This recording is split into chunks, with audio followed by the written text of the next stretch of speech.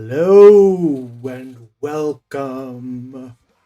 Just give me a second to get everything set up.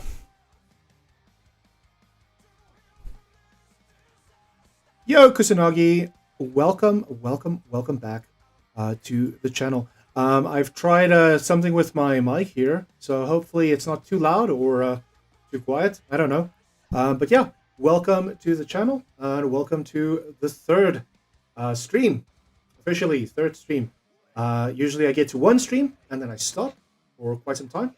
So looks like we're actually pulling through with this one. I like the intro. Reminds me of old Mnet OpenView days. That's kind of the vibe I was going for. I really wanted that SABC broadcast vibes, Mnet kind of Freeview, OpenView bullshit. You know, when Igoli starts and then after Igoli it just switches off. I do like my old. Let me just open my ear here a little bit. I do like my old. VHS kind of films and stuff like that. So whenever when you like put in the VHS and you have to rewind it and stuff like that, and you see like all the blurs and everything like that. So that's kind of the inspiration behind some of the channel motifs when it comes to the styles and elements. So, but yeah, thanks Kusanagi, thanks you for jumping in. I'm trying something else in terms of the multi chat because we had some issues on the last stream where the multi-chat wasn't showing very well. Hopefully this solves those issues. I shouldn't have those issues anymore. I'm trying out Nutty's multi-stream setup or multi-chat setup. So hopefully that'll work and we'll be able to see everyone and see where they're tuning in from, because it would be very cool to see if the people are actually watching from YouTube or from Twitch. I have decided to stop streaming on Kick for the most part. For the time being, until I can get that kick shit sorted out. Yo, Triton Bucky, welcome, my friend. It's good seeing you here tonight. We had a little bit of a moment over the last 2 days where Triton Bucky and I were chatting a lot. And yeah, so thank you very much for hopping in. Dumbass. Yeah, I am a dumbass. I won't get into the specifics. I'm not really looking to do like drama streaming. I'm not really big on that. I will much rather deal with drama when it comes to socials and deal with drama when it comes to chatting in person.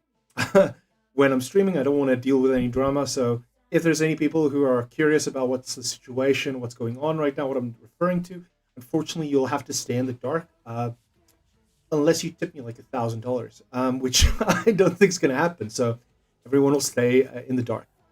Long story short, me and Cubbage hate each other. Yeah, no, dude, come on. A little bit of mutual hatred goes a long way in terms of a friendship. I think it's just more so a case of me not listening to reason and being quite arrogant in my decision making. But I think, yeah, and love each other. That's the thing. That's the exact thing.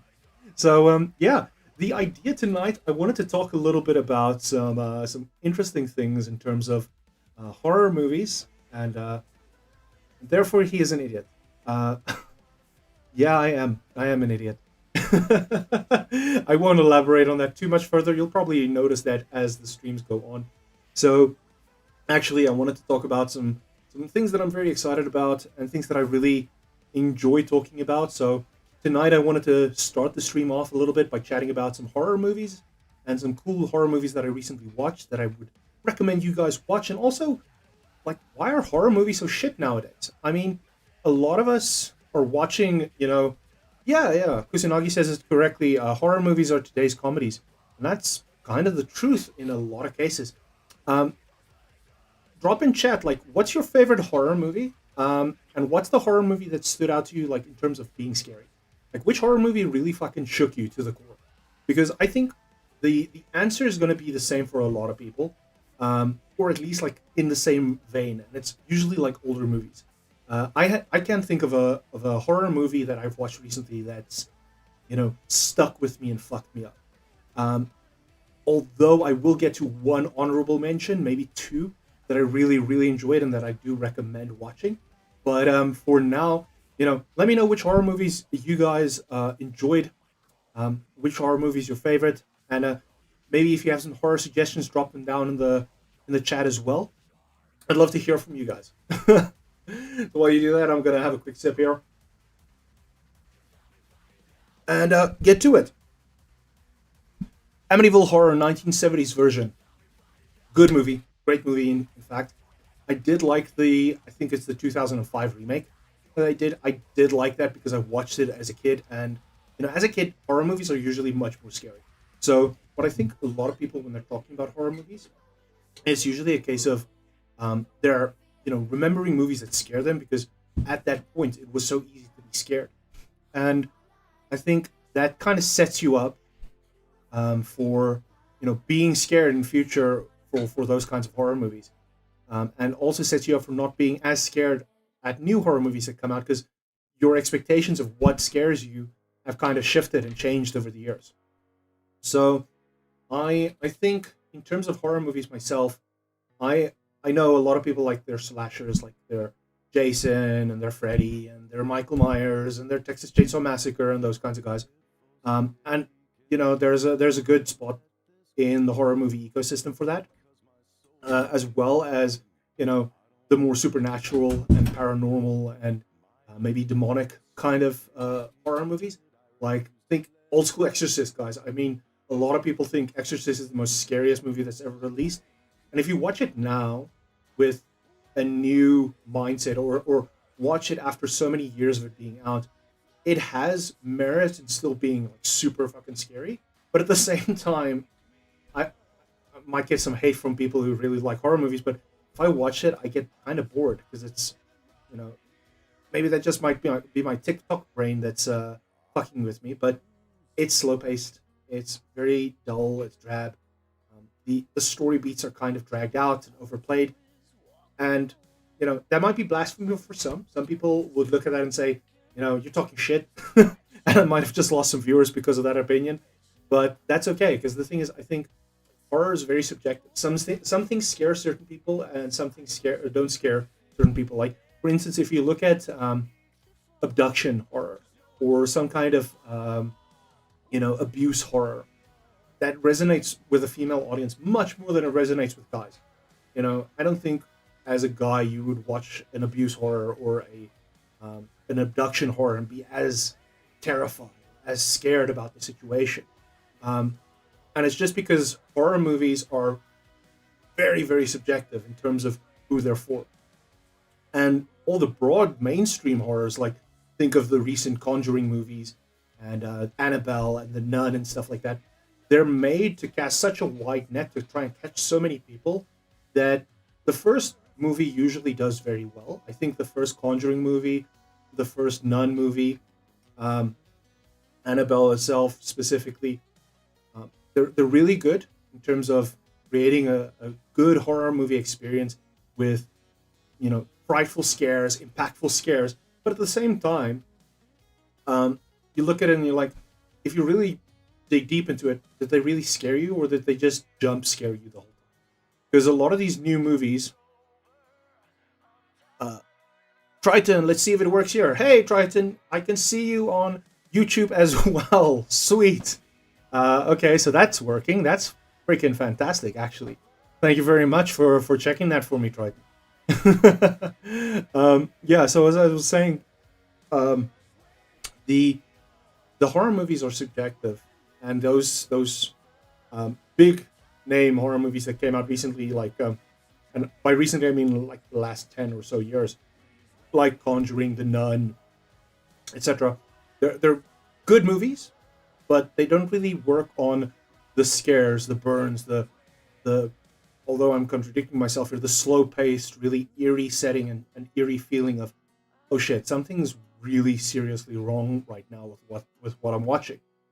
Um, and it might be part and parcel because of a lot of horror movie makers are inspired by shock horror.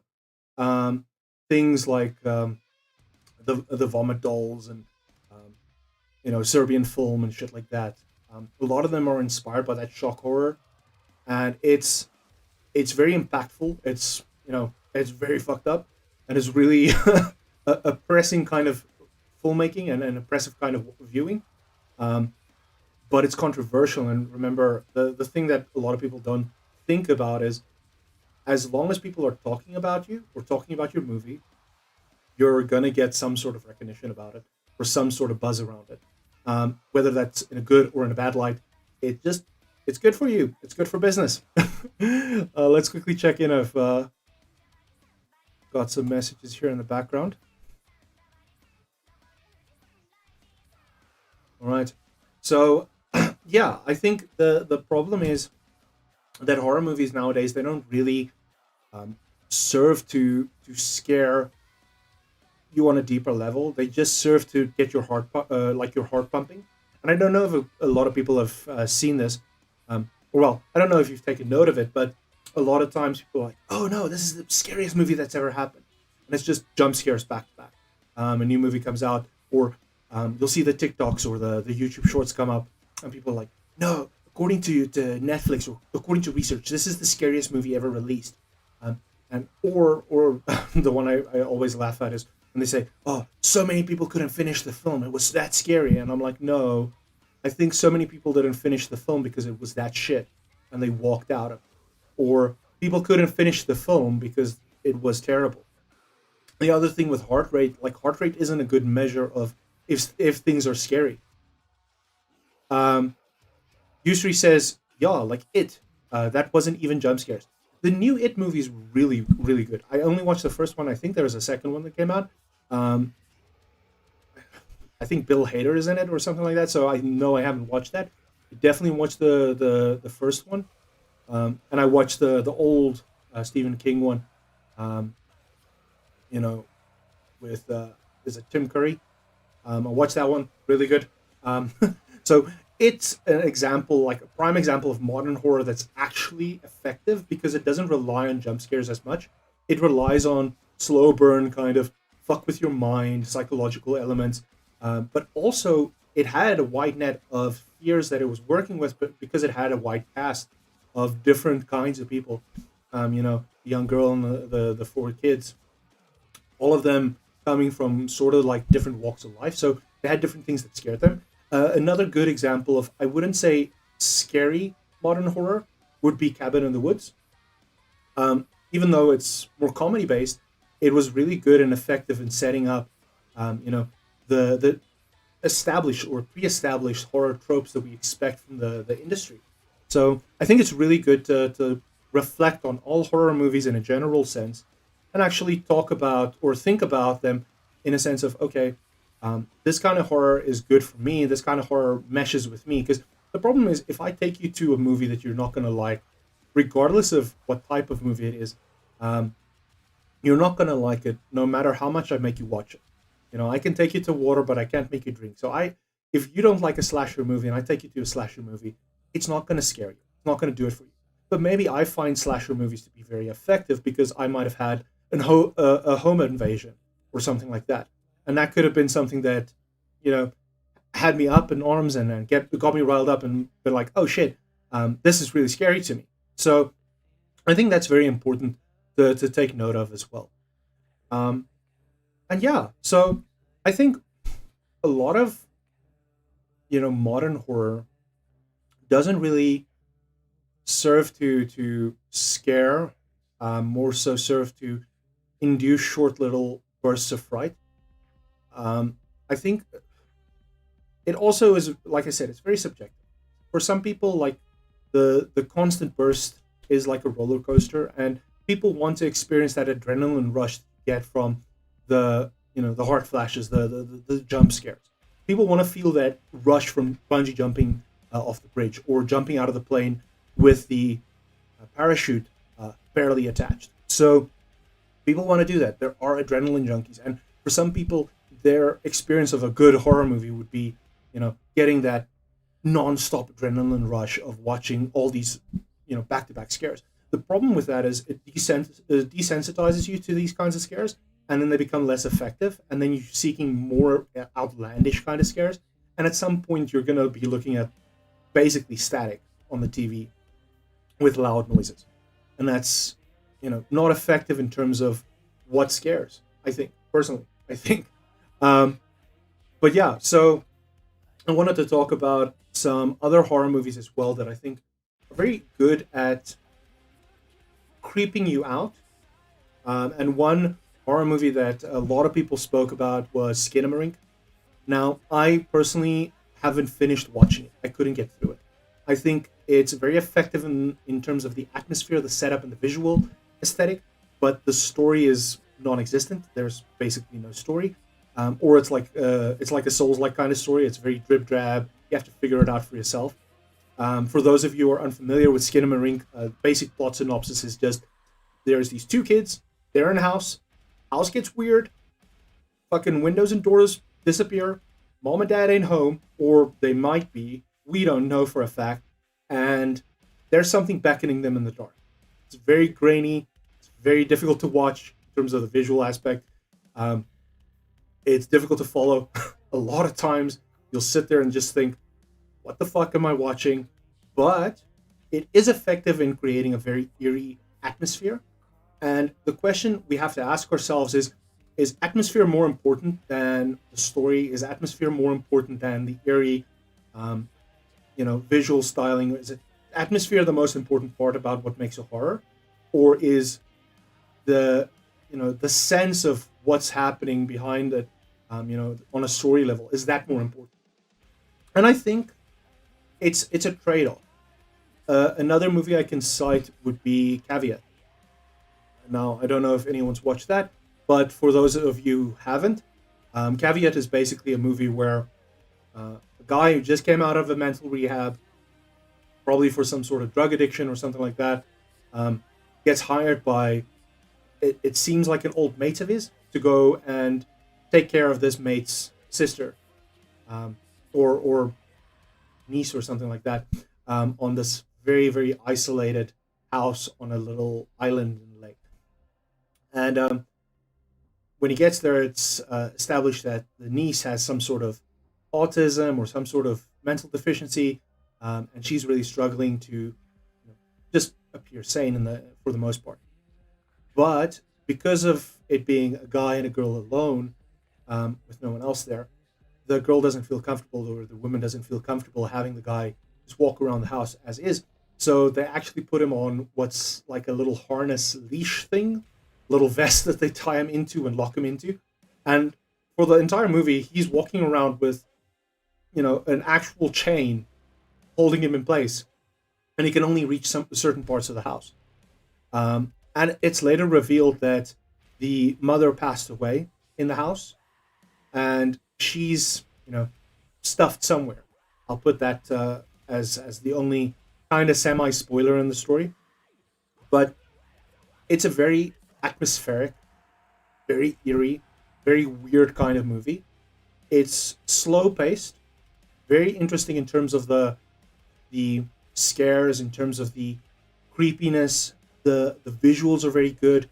The story, although it starts with a very stupid premise, it becomes way more complicated and way more complex as it develops, and it's very, very exciting. So I really enjoyed watching Caveat, and I think for anyone that wants to watch a modern horror movie that kind of, I wouldn't say scares you to shit, but it does have like one or two of the most effective scares I've seen in very in modern horror for like a very long time.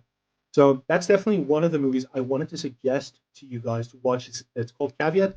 I think it came out in 2023 or 2022. Um, Let me quickly just check who's the director.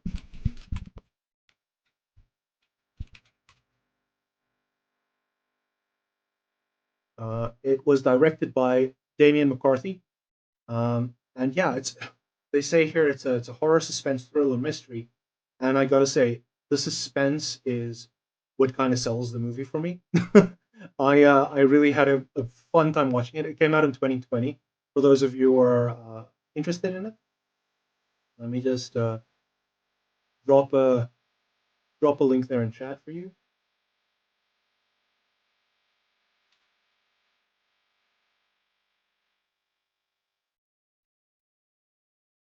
You just figure out how the fuck this works. Because I'm trying a new chat, everything's a little weird. Okay. So there's the link to the movie itself on Google. If you want to go read up about it or want to check it out, I definitely suggest go watching it. It's a good watch. It's a good watch. Maybe not watch it with your girlfriend or something like that, unless you like having her a little scared. But like I said, it sets up one or two of the best scares in horror, like in modern horror. For um, you know, it's really good. The other movies that I was thinking about recently that inspired me to want to make this was a movie called Dashcam. Now, I don't know if anyone's watched Dashcam, but the opinions about the movie were kind of all over the place. So let me just quickly grab Dashcam's link as well. Now, Dashcam is kind of a weird situation because it's a TikTok movie, or kind of a streaming movie, a Twitch movie. Now, I don't know if any of you have watched the recent what's that movie? Live stream. The movie's called Live Stream, and basic premise of Live Stream is it's this very popular girl. She's streaming on Twitch, or woman streaming on Twitch, and she's there with her influencer friends, and they go out to this cabin, get sponsored to go watch, to like promote this cabin, and it's pretty cool. But things kind of spiral out of control, and the setups are weak in my opinion. Really not well done. It's also kind of a one location, kind of one setting, kind of video or movie, and you know they say a lot of innovation gets bred from scarcity. Like if you're struggling to get big budgets for a movie, then you have to work with what you have. I mean, look at like the Saw franchise. Um, Saw franchise, they had a very small budget. They didn't have a lot of location room. They didn't have good actors or like a lot of actors. So they shot everything in like a rundown bathroom, a single set kind of experience, and it was great. And it's spawned one of the biggest horror franchises in the world. Um, and that's like innovation being bred from scarcity. This movie takes that kind of concept of very limited amount of you know resources to make the movie, and it kind of flops it. And that's why I wanted to talk about Dashcam, though, because Dashcam takes the same kind of approach. It's just a woman live streaming, and there are some complaints about the movie that I'll get to right now. But it's just a woman live streaming her kind of day to day during the COVID lockdowns. And of course, when I say COVID lockdowns, a lot of people are like, "Oh, fuck this! I don't want to watch this. It's bullshit." And it could be for various reasons. It could be like a political reason. It could be, just they don't want to be reminded about the old shit that's going on, etc. But what happens is she goes and does her thing. Live streams, sings a little karaoke in the car. She's actually in IRL. She is a IRL streamer that has a little indie band or something like that in um, US. And she actually, before the movie came out, she was actually doing that actual live stream on her Twitch channel or whichever streaming site she was using. And through that, she developed her persona. She had her persona pre-established before the movie even came out. And what a lot of people leveraged as a complaint about the movie is this woman who was the lead actress. I can't remember her name, and I can quickly probably check what her name is. Annie Hardy. So a lot of people are complaining that she was quite annoying and obnoxious during the movie, and during the watch. As a character, she was very grating, not really entertaining, and more so annoying. And I can relate with that personally. I think having someone who's a little obnoxious, a little loud, a little bit over the place could be a detriment. It could be definitely something that's not necessarily too welcoming to viewers. But I think based off of her personality alone and not judging her too harshly, I think the joking element, the kind of non-serious and obnoxious element that she adds to the movie, helps to detract from being probably one of the creepiest found footage movies I've seen in a long time. And honestly, a movie that made me go, "What the fuck?" too many times. So I watched it once, enjoyed it so much, I actually watched it again with my significant other. other, I told her, listen, you gotta jump on this and watch it with me. It's good. And she at first didn't want to, but then I told her, listen, let's watch this again. So yeah, she had this whole lockdown thing going on, very annoying, and then she just decides, she's gonna fly to the UK, spend some time with a friend over there who's staying with his SO, and then she gets into trouble. She pisses off the girlfriend of the friend that she's staying with. Hey, Mr. Samurai, Mo. Hey, dude, how you doing, bro? How you doing? Welcome to the chat. Welcome to the stream. It's good seeing you here, bro. For your context, I'm busy chatting about some horror movies and just giving some suggestions, some recommendations. Earlier, I was talking a little bit about some ideas about why I think modern horror is not as good as it used to be. But talking about some, what can I say? Some new horror movies that are coming up, or some horror movies that I would suggest you go watch and go give it a try. Gotta head out soon, but I'm glad I caught you. Of course, Mr. Mo, thank you very much, bro. I appreciate the support. And yeah, dude, I'll give you a little heart, bro, because I'm gay like that. But yeah, so anyway, so as I was saying, so she went over to the UK, got in trouble with a girlfriend. Girlfriend was giving the fucking boyfriend some shit about it, and then she jumps into his car. She steals his car and just fucking bolts it out of there. And then she gets a ping on his phone that's still left in the car from DoorDash or some sort of Mr. D Bolt Uber kind of thing. They want to order food, and she accepts it because she's like, she's not going to let him lose his job. And then she goes and I'll put it this way: she steals an egg, which is a very weird plot point. She steals an egg, eats it like a pickled egg, eats it, and then gets kind of approached by the person who actually owns the restaurant that had the DoorDash order, and gets politely asked to help with what we could assume is human trafficking or some sort of refugee status kind of thing.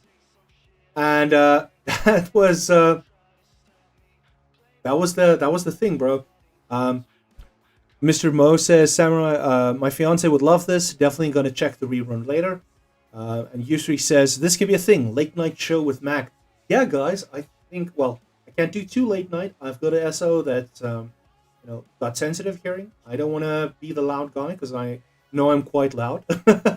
So I'll try and keep the streams a little bit early in the evenings, starting usually around 6 and going all the way up until 8, probably 9 sometimes, depending on how shit goes. If my game bugs out, I might just drop the stream early. You never know. But I do appreciate all the support, guys. So getting back to it, so we think that this Yusri, no, fuck that, go to 12. Okay, fair enough. I'll tell you what, one day I will do like a marathon kind of stream, or at least try to do some marathon kind of stream. But yeah, so yeah, so she gets kind of involved in what we can only assume is the human trafficking kind of situation. And it's creepy at first, and it's very, you kind of feel like, oh shit, this girl is like getting involved in something she shouldn't be getting involved with. And it just spirals out of control from there, and it does not go any direction you expect it to go at any point in the movie. Honestly, so much shit happens, and the jump scares, I'd say, or the attempt at like being in your face with scary things, it's to such a low level that it doesn't really detract from the watch. It doesn't make you go, oh shit, or like pull your heart out of your chest. It actually just goes and makes sure you're like there, and keeps you focused, because it happens quite rapidly as well. There are quite a lot of moments where it's loud and in your face and very, visually there's something going on. But it's also because the movie's kind of relentless in the way that it just presents it like nonstop. And the slow moments that it introduces become so impactful. And then you have the Annie character, the main girl, and she kind of just subverts all of that by not letting go of this comical, obnoxious character of hers. She's very consistent in her character. And to people's credit, when they critique the movie, I feel she could have had some more character development. That's one thing I would say about the film. But I definitely think that the film had a lot of really fun, really engaging, really exciting moments, visually, audio wise, because it's all through the lens of like a live stream. So it's being shown through her phone. And yeah, a lot of people hate found footage. I fucking love found footage. It's my favorite horror genre. I would probably say my favorite. Although I do have to say, the cool thing about found footage nowadays is you have found footage in different genres as well. So it's no longer just a genre on its own, like you had with Paranormal Activity or the Blair Witch Project. You actually now have um, your found footage slashers, and you have your found footage demon films, and you have your found footage body horror, and you have your found footage, you know, kind of spiritual shit and whatnot. So it's really expanding in terms of what found footage is, and that movie to me really freaking good. Give it a watch. Don't just switch it off at any point. Just watch it through. If you don't like it by like 25, 30 minutes in, you can switch it off. One thing I was always told when I was, just give me a second here, when I was studying film by my lecturer was, if you don't like the movie, switch it off. Don't give it more than 20 minutes. Just, you know, get it out of your face. So let me just quickly check in here again. I have some work going on in the background, so I have to be on top of that as well. But yeah. So Dashcam, 10 out of 10, good watch for me. I would personally say that you should definitely put it on your watch list and watch it multiple times. Uh, I watched it 2 times just to get the feel for it, and honestly, the watch 2 times definitely helped because during the first time you see like a lot of things, but a lot of things get missed, and during the second watch you actually like notice, oh shit, that happened or that happened, and it's wild. There's so many little tidbits that you don't really notice the first time watching. So yeah, like I said, Dashcam, watch it. Came out in 2021.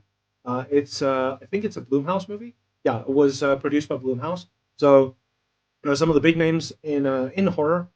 I think they also produced Ouija, which I think was shit, but at least they did at least they did Dashcam to kind of make up for it. Now, for those of you who are still viewing and watching, or for those of you who are tuning in right now, um, you know, drop me a suggestion, drop me a comment of other movies that you'd love to talk about, or other movies you want to see, or that you suggest I should go check out. Love to get your thoughts and feedback on that. All right, so let me just check out here some things on the Discord as well.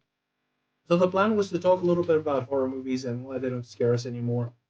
Um, Other than that, I also wanted to try out a new game that came out today, and it's well, I think it came out today. Let me just quickly check when it came out. It Yeah, it came out today. So I don't know if anyone's familiar with the Control series, video game that's the same guys who made Alan Wake and Quantum Break. They also released FBC Firebreak. Now, I checked it out earlier, and I was like, "Oh, this is a game that I maybe want to give a try." And I installed it, and I was like, "Wait, this kind of looks like Control." It's got some of the same enemies. It's got the same kind of environment and same kind of level design and everything like that. So it kind of looks like Control. And then I watched some videos on it on the store page, and I saw, okay, it is Control. It's basically just Control, and I was like, okay, that's pretty cool. Same people who, well, I don't think it's the same people who made Control, but it's definitely from in the same universe, and that's interesting. Now, like I said, this is kind of like related or loosely related with Control because or with the topic that we're talking about with horror movies because I don't know if anyone's played Control on stream or like watched um, Control, or anyone watching right now has played Control. Sorry, my words are all over the fucking place right now. But for those of you who have played Control, Um, it's a super awesome third person kind of supernatural, paranatural kind of game where it's basically like SCP, the video game, combined with creepypasta to some extent and like the backrooms. So it's got so many modern horror elements, especially the internet horror side of things. Because it's got some really interesting, cool things going for it. And I fucking dude, Control was amazing. I love Control. I finished it, start to finish, and then I went over into the DLCs, but I never finished the DLCs. I lost my save file, and I didn't want to play up until the point where the DLCs are available again. Um, I was just too tired because I've spent like a lot of time like maxing out a character in the main game, and then the DLCs came, and I was like, oh damn. So maybe one day I'll do on stream. I'll do like a Control stream and try and get back to the DLCs and also max out my character at the same time. That's probably a series I would be interested in doing because I fucking love Control. Such a good, such a good show. But yeah, so just give me a second here. I'm seeing my volume is peaking out. I had to make some setting changes, and I think I fucked things up with in terms of the settings. Also, just want to check for those of you who are on if the volume is at a reasonable level for the music itself. I can definitely switch it down a little bit. It's loud on my side. So, yeah. Let's quickly just check in here. All right. So, last time, before we get into like more discussion about the FPS break and Control and also the linking of modern horror with internet horror, last time on stream I was busy chatting with Pickle Tweaker, Ground Ranger. We were playing together and playing the Final Fantasy RPG Warcraft 3 Legacy mod, and awesome fucking game. Unfortunately, I didn't have time over the weekend to play further. After the stream concluded, we were like a little bit bummed and a little bit distraught and disappointed that we lost out on all the progress that we made on that episode. So we will be returning with that. And we're also trying to figure out how to save the game so that we can pick up where we left off in future. So we can maybe do a series until we beat the Ultima Weapon. I would love to actually fuck up the Ultima Weapon and win. But yeah, so I definitely will be continuing that stream. I also see that the mod itself has multiple available player spaces. So who knows? Maybe we'll do. I don't want to do like too big, but I definitely want to get some more people involved to play with, and maybe we can get like a super strong party together to make that early game grind a little bit easier. So if anyone's interested, feel free to drop me a message in chat, or after the fact, you know where to reach me on my social media or on WhatsApp or Discord or something like that. If you don't have the way to reach me, then you're not on the list yet. But at some point, I will be sharing some socials for the channel as well. I just need to make them. And I'm too lazy. I've got too much work to do. And I would love to focus on streaming, but this is just a hobby. So I would like to share at some point the social media for the stream. But for now, it's just a little bit between us, the people who are here, and the people who actually have me on my social media. So yeah, I definitely want to arrange some more people to play the Final Fantasy RPG along with us, and yeah, hopefully we can beat the Ultima Weapon without losing all of the progress that we've made so far. So that would be very, very cool. After the stream concluded, we kind of went try to figure out our issues, and then we jumped back into it and continued playing until well past midnight that evening. And then unfortunately I didn't have time over the weekend because I was away for the long weekend, and I haven't played the game since, but I would really love to pick it up again. And that's about all she wrote in terms of last stream. I also received some feedback about the first episode, the first stream we had about the ancient civilizations. Now, of course, I had a lot of people call me a fucking weirdo and an idiot and a bit of a strange guy, a bit of a conspiracy kook, if you'd like. And yeah, I I'm not going to disagree with anyone. I'm not going to disagree with anyone. I do think I might be a little bit unhinged, and I think that's probably fine. For those of you who think that isn't fine, please let me know how crazy I sound in chat. And if I don't hear anything, then I'll just assume I'm completely sound of mind and completely sane. I also see we've gained some followers, some possible believers in the Twitch specifically. I haven't really checked the YouTube side of things that much, but thank you very much for everyone who's following on Twitch right now. We're working our way towards, I don't know, affiliate maybe. That'd be cool. We actually went from 3 or 4 followers all the way up until 11 last I checked. That's pretty cool. I'm very very excited about that. What's true believers? True believers are the people who subscribe to the Twitch channel. I would love to get some true believers who believe in the crazy conspiracy theories and lies that I tell.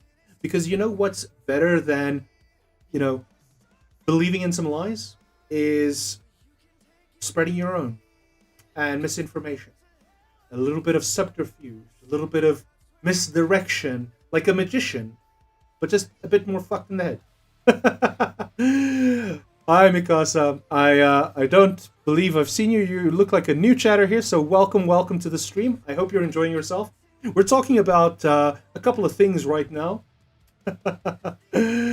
Oh wow, that's probably not a good sound.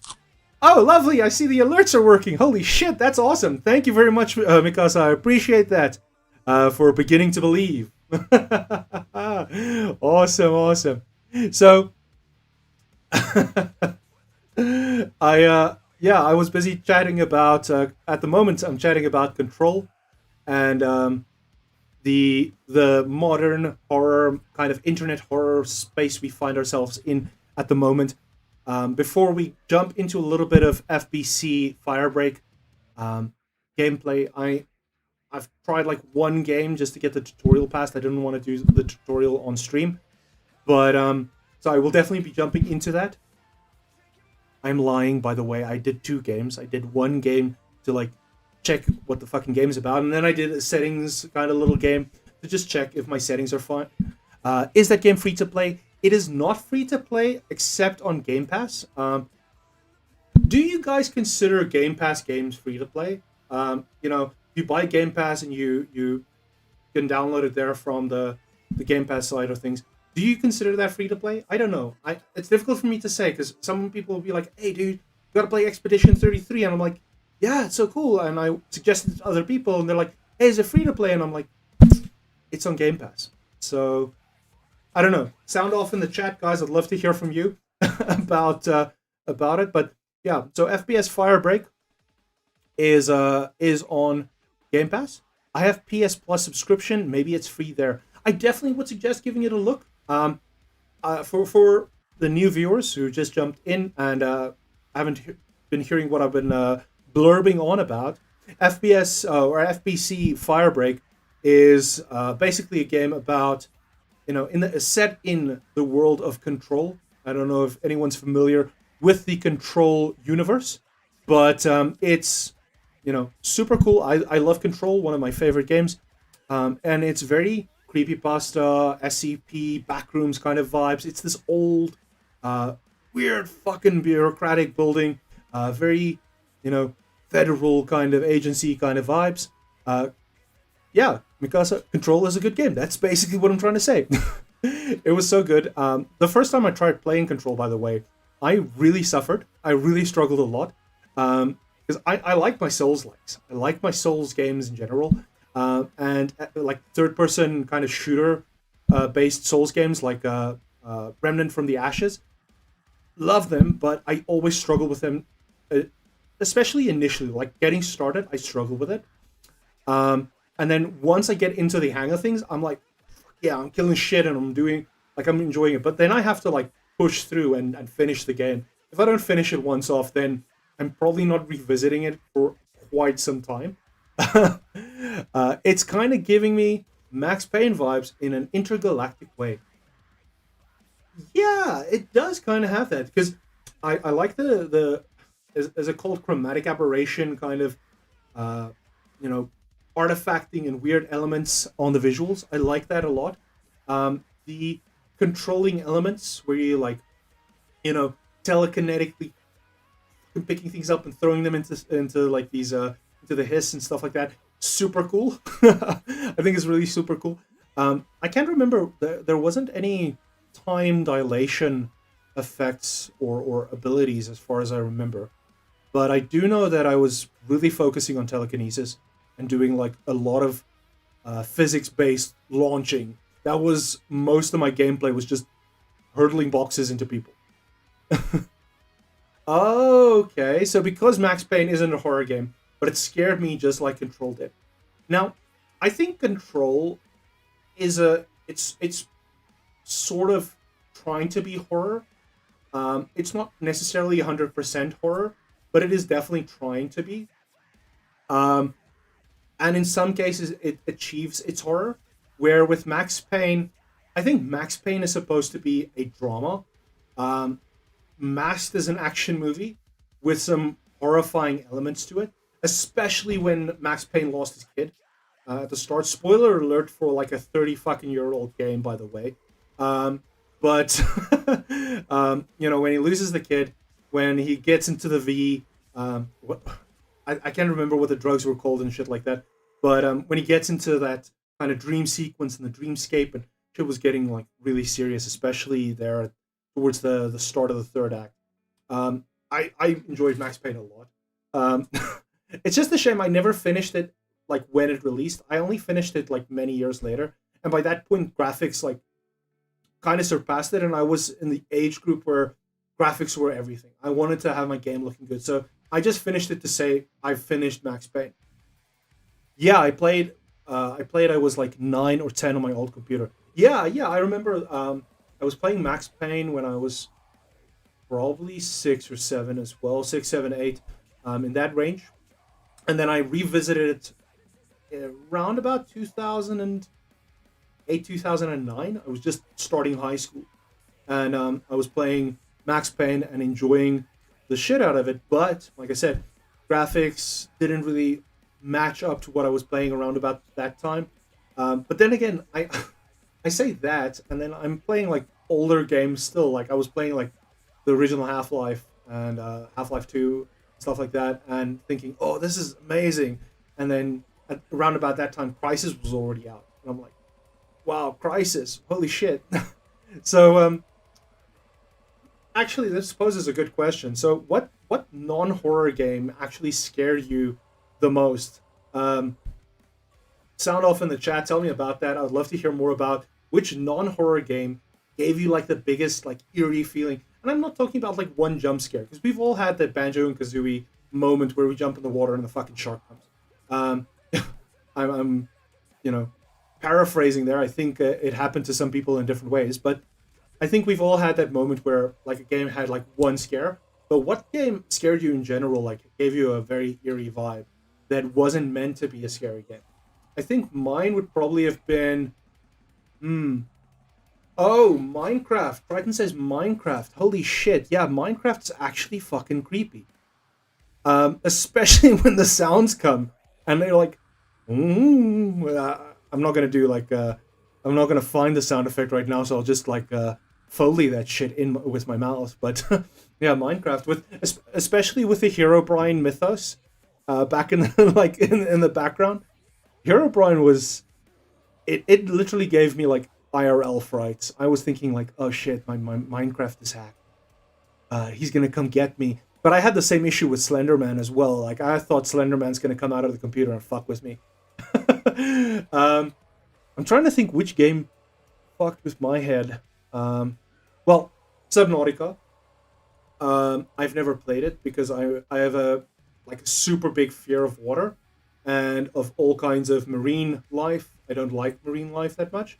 So Subnautica fucked with me a lot, and I've only seen people play it. I've never even touched the game myself, and I will never. I I will fucking break down a door if you put me in a room with Subnautica on. I don't want to do that shit. Mikisa says it's not jump scare in Max Payne, but the fact that he's always alone at Subway, like completely lonely, kind of scared me. Aha. That's true. That's true.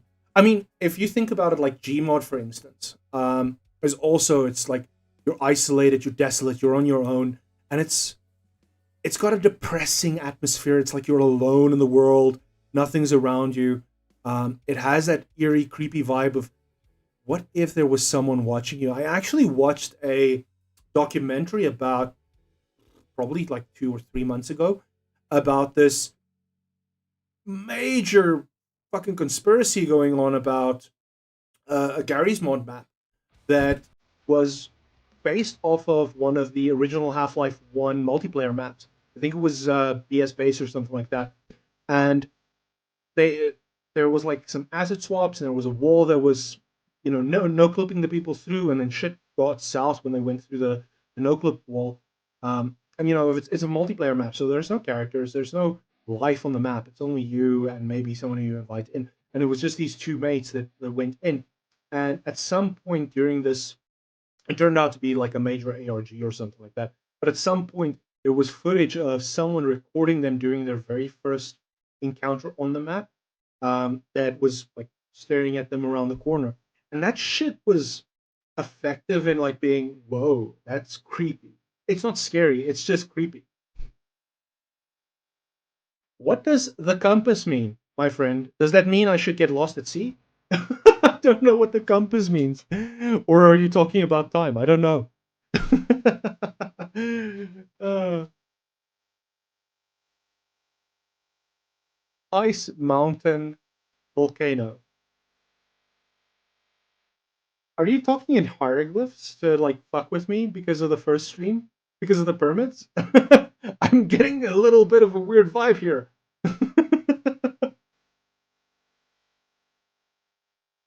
Or maybe I'm just mental. Maybe I'm just mad. I don't know. I'm still trying to think which games scare me. Apart from like Gmod was creepy at some point. I think some of the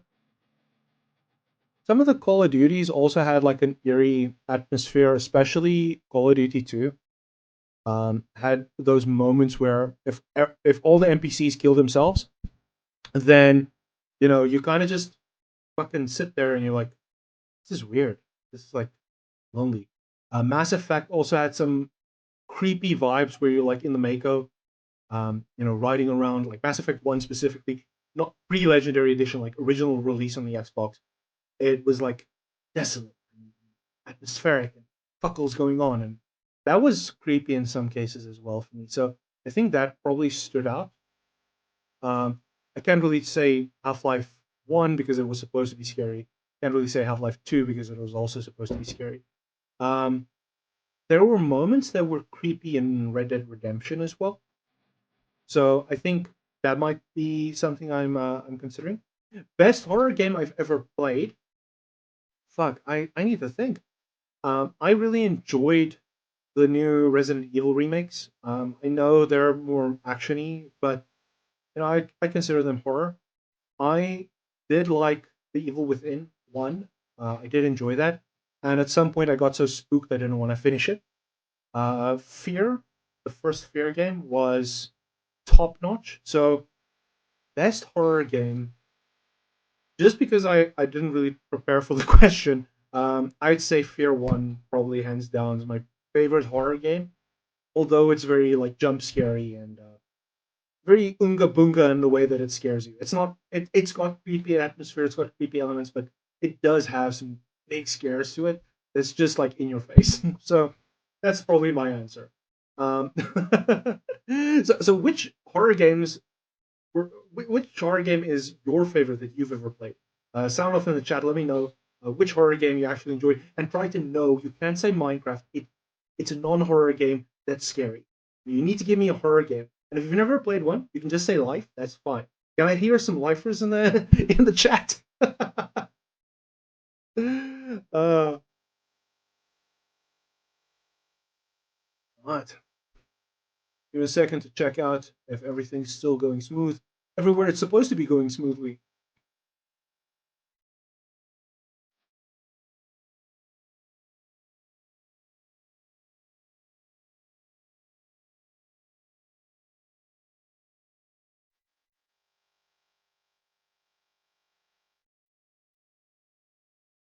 Mikasa says, I don't play horror games. I'm way too coward for that. That's fair. That's fair. I also don't like playing horror games that much. I do play them occasionally from time to time. Now that I think about it, Dead Space fucking one, dude. That's my favorite horror game. I just realized now. Um, or not my favorite, the best horror game I've ever played. Dead Space 2 is my favorite horror game. Because mostly I live alone because it says, okay, well, staying on your own and playing horror games is not the greatest combination for success.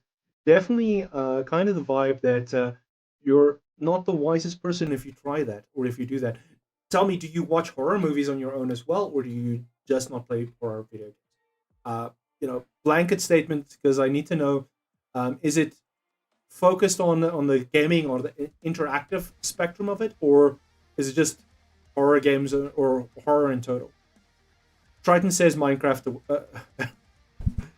Says Minecraft again. Um, trust.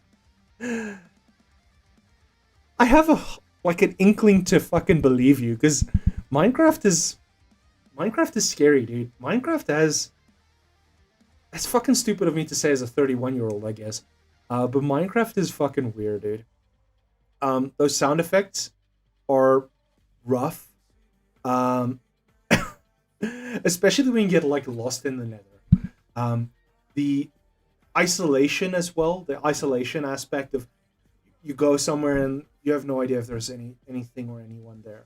That's creepy as well. And if you go like deep underground and it gets dark, I can. Okay, you know what, Triton? I'll give it to you. I'll give it to you, dude. You're talking truth there.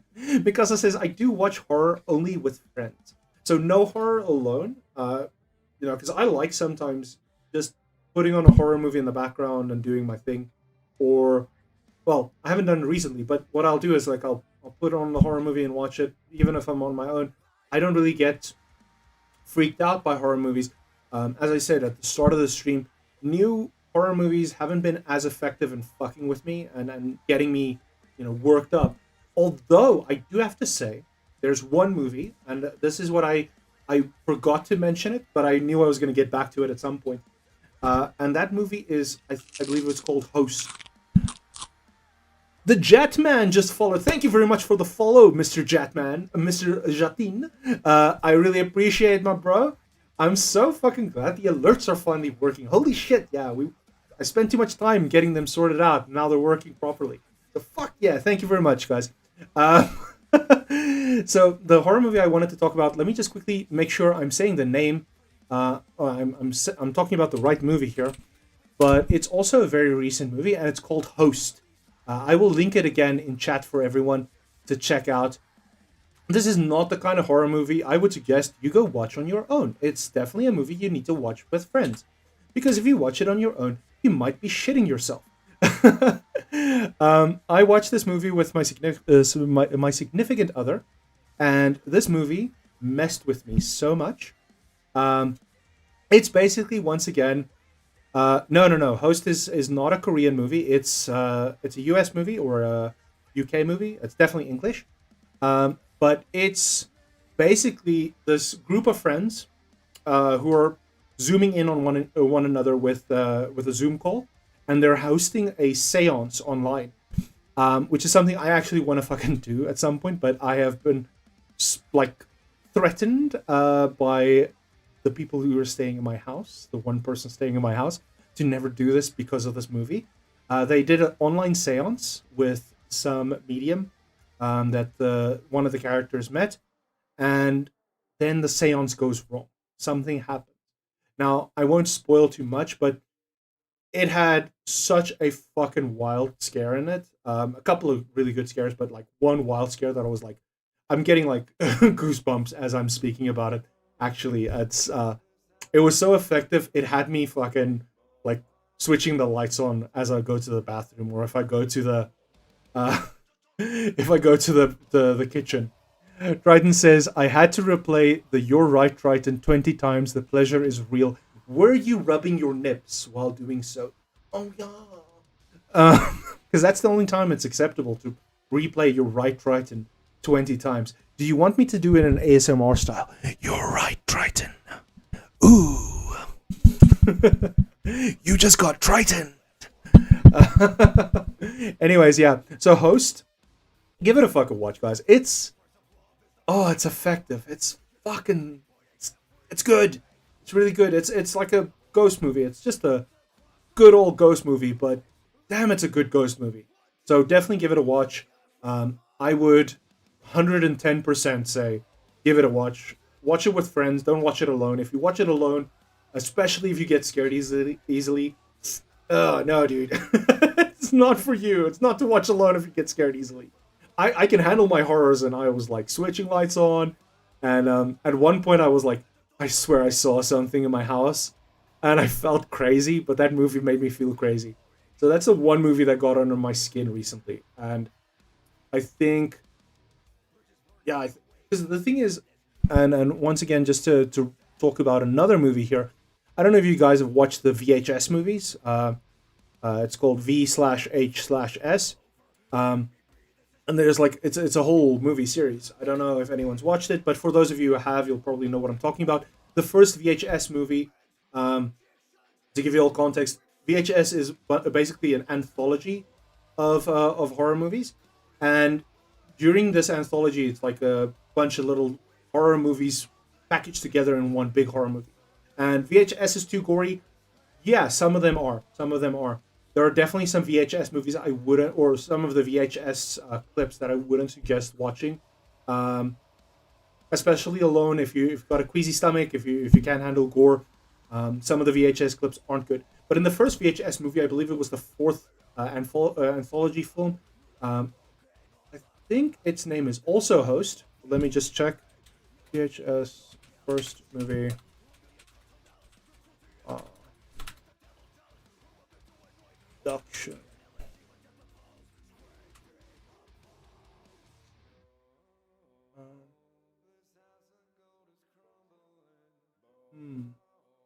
Can't find it right now. But basically, it's a girl who phones in. Say hi to my cat, by the way. Oh, say hi to my cat. um, her name's Chubby, by the way. So um, the movie was shot, I think, on Skype as well, and it's about this girlfriend phoning into her boyfriend who's out of town, and she's saying she's hearing things in the living room, and she's hearing things in her apartment, and then through this Skype call, she's like moving with the laptop and everything like that. She shows him, and she's like, she's too scared to open her eyes to see what she's seeing, so she wants him to watch, and you like see from his point of view, and fucking some creepy scares. And it's not really, it's got like one jump scare in it at the end. It's not too gory. It's actually very good, but that one, I'll find the name at some point and I'll share it with everyone. But that clip, that little horror movie thingy, is fucking great. Mikasa says, "Have you watched Love, Death, and Robots?" I have. I also watched the recent series, the recent season. Um, when was it? A week or two ago. I didn't enjoy the latest season. Um, I can't remember too much about the old ones. I watched them about 3 years ago, and they were good. They were good. There were some that stood out, some that were very terrible. I think the one where they were fighting the robot bear was pretty cool. Also, the one where they were like on the Siberian front lines fighting these Wendigo things, that was also a pretty cool one. The miniature one where the zombies came, and they were like fucking on a grave or something like that. That was pretty funny as well, pretty cool. The one with the, was it the Roomba or the vacuum cleaner or something like, or the little robot thing, that was cool. So there's definitely some standout episodes, and the new season. I think the only one that stood out to me, problem is I can't really remember it, and then I watched it last week, so it's not really that good then. not really that good then. Kind of a shame. I did. Oh yeah, the one with the pirate ship and the crab. From the original season, I think, or second season or something like that. That was really good. I like the one where there was this forest deity. Yeah, I can't remember it too well. Um, I'll have to like. I don't want to rewatch it though because it's at least it's nice and short. It's sweet and simple and to the point. Like the one with the that belly dancing chick in the lake that had all the cavalry charger. That was also a pretty cool episode. But I don't know. I struggle to follow with those kinds of shows because it's so dispersed and kind of like segmented and on its own. So it's nice and quick, but it's because it's so quick, it's difficult to remember all the time. Um, there was another one with the space girl with the spacesuit or some shit, and she um, did something with that. That was also interesting. There were some definitely some interesting moments in Love, Death, and Robots, but I wouldn't highly recommend it to anyone watching just looking for something. Like if you're looking for something mindless, it's probably better than putting on YouTube right now. It's also probably better than putting on the news right now. So give it a watch. But yeah, I would definitely not put it rated too highly in terms of the watch. Um, Although it has some cool, like there are some. I wouldn't say it's like straight up horror moments, but there are some very cool, creepy moments in Love, Death, and Robots that I think is pretty interesting. Um, the other movie I wanted to talk about another movie that was pretty cool, and I wouldn't say it's necessarily that scary, but it is definitely a movie that kind of makes you like go, oh, that's gross, and that's it's called The Bay. I'll share it in chat again for you guys. Just give me a sec to pull it up. It is called The Bay, and it was released. Fuck off. When I search The Bay, it doesn't give me the movie. It gives me a bunch of bays around me. Um, the Bay came out in 2012, so that was when I was still in high school. So it's an oldie but a goldie. But The Bay is basically a mockumentary or a documentary styled found footage horror movie. And the funny thing is, when I finished watching it, my SO and I we sat down and of course a little bit rattled because it looked like very real, and a lot of the info in the movie looked like it could have potentially happened. Now I know it didn't because I know what a movie is, but if you actually look at it and do a little bit of like googling and searching about it, it actually comes up that the info shared in the movie or like the premise of the movie is like 80% based in fact, and like it is likely that something like that could potentially happen. Um, and that was pretty a difficult watch, a difficult thing to afterwards process and be like, oh shit, I uh, I think this might not be what what's gonna keep me sleeping soundly tonight. That's gonna keep me up. So yeah, give The Bay a watch. I would definitely suggest that. Not necessarily the scariest movie. It's more so the creep factor and the staying power of it after the fact. It's definitely got some staying power in your mind after the fact. Awesome. All right, so just give me a sec. I just quickly want to check some shit here again. So I heard from Kusanagi from Yusri that he's going to be streaming a bit later, probably around 8 o'clock, doing some mobile game streams. So I think what I'm going to do is I'm going to jump into the fire break right now, the FBC fire break, and then I will give it a try. We'll see. Otherwise, I'll just come back to like continuing chatting because I am having fun with the chats. Thank you very much for everyone that's in the chat right now and supporting and watching the stream. Really appreciate that. So let's jump over here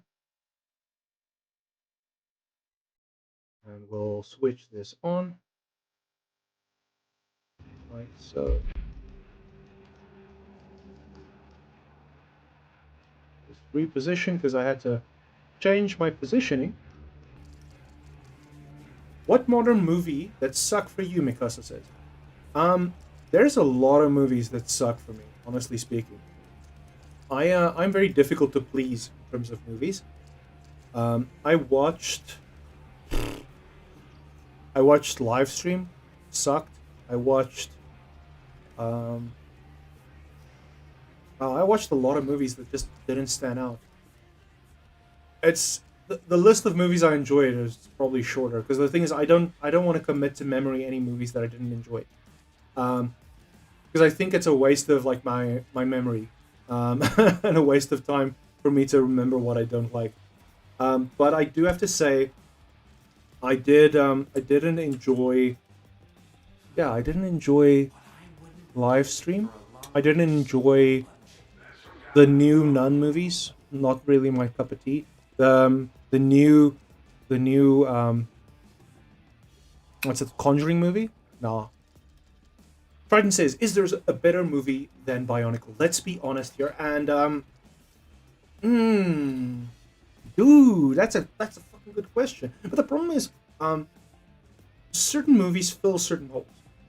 You're gonna make it very difficult for me to play games, but certain movies fill certain holes, and I definitely have to say that some movies fill my little itch for horror. Some of the movies fill my little itch for what's that thing? For action. Some of them fill for comedy.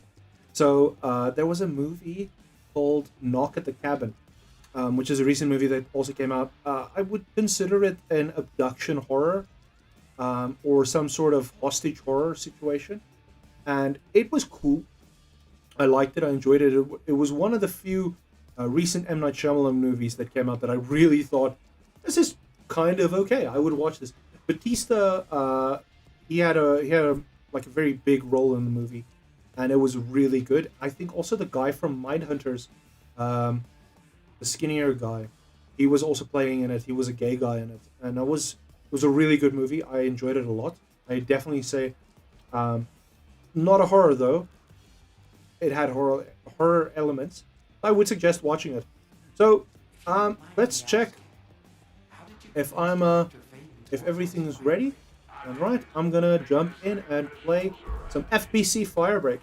So, tell me, chat, am I playing it on easy, normal, hard, or extreme? I think we're probably gonna be playing it on extreme, right? Let me know. I will be sitting here and waiting for you guys to fuck up my life and say, no, play it on extreme. Pussy. Click on extreme in the meantime. I'm probably gonna get my ass out of it.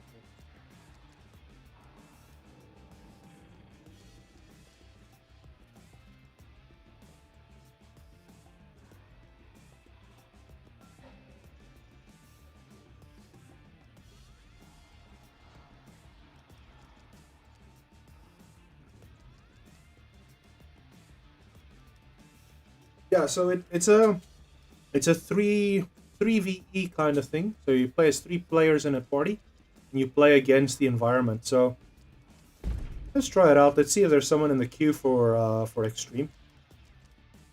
You have 3 different classes to pick from. The one's the fixer, the other one's the other guy, and then there's one more guy. I don't know what the fuck they do.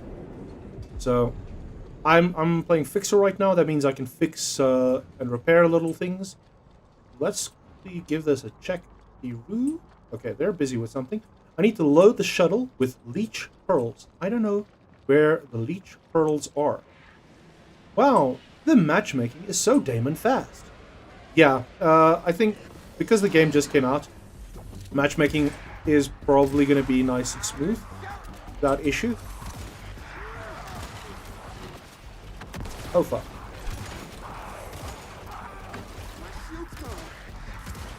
Oh, Jesus Christ, give me strength. Oh, fuck. Oh, fuck. Yeah, this is definitely extreme. The only thing is, like, I can't remember these naked guys running at me in control. I remember the security guard guys. Definitely remember them. So the problem is that the fixer itself, he only has a shotgun, it seems. So I need to find leech pearls. I don't know where they are. Let me just stick with my team. Because I'm assuming if someone else is playing on Extreme, they probably spent a couple of hours playing since launch. That's not good. Okay, never mind. It's just me being silly. Let's repair this. Pick up the classified document. Oh, I can repair it by smacking the shit out of it. The bejesus out of it. Okay, I made a turret. That's pretty cool. The soundtrack sounds like Control. That's, I think that's... It does.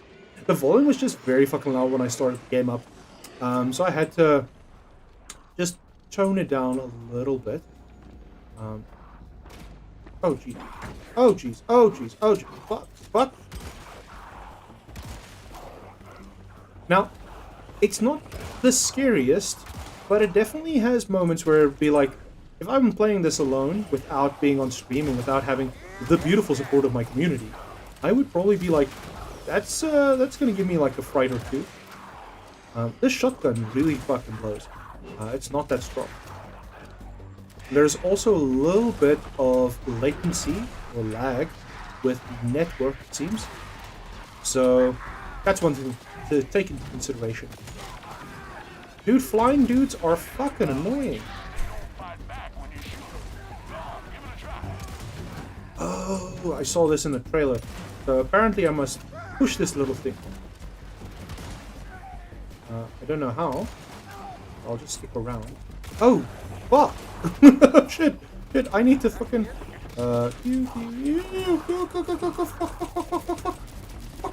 Yeah! Shit! I'm getting fucking smacked!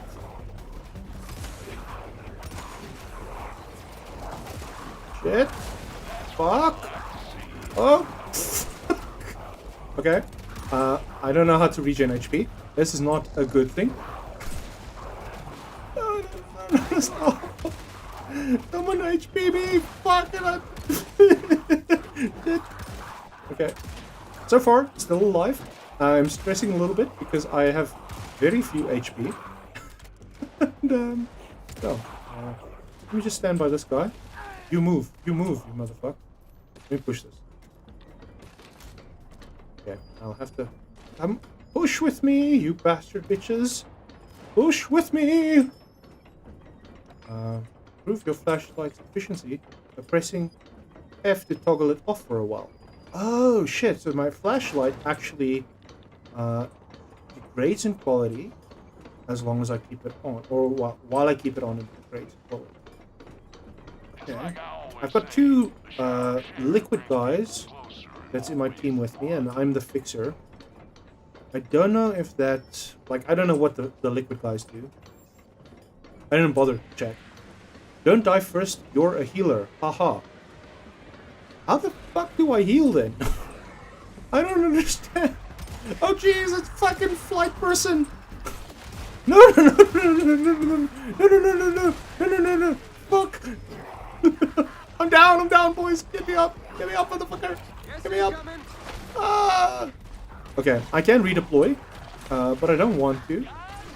I can't move while I'm down, which is probably fine, I guess. I think I'm in a bad spot. I'm gonna redeploy. Switch kits. That's okay. We'll switch kit. So, fix kit, jump kit, or splash kit. I'm definitely gonna go with the splash kit. I want that fucking gun. We'll also equip the grenade.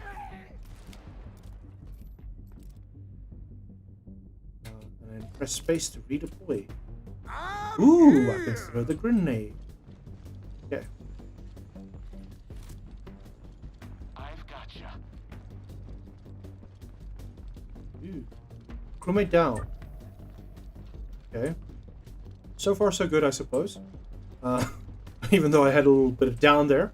But it's okay. It's okay. We'll push. We'll continue pushing. Come on, guys. Got something here.